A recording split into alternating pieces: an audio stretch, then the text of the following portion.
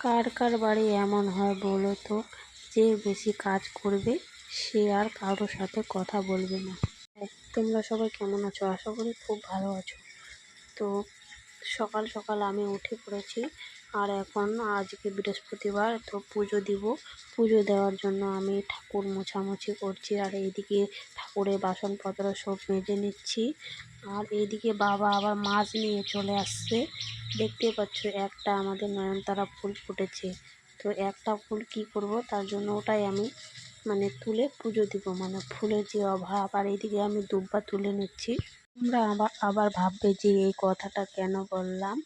কারণ হচ্ছে, কারো কারো বাড়িতে আর কি, যে আর কি হলে বেশি কাজ করবে সে কথা বলে না, কিন্তু আমাদের বাড়িতে এরকম মোটেও হয় না।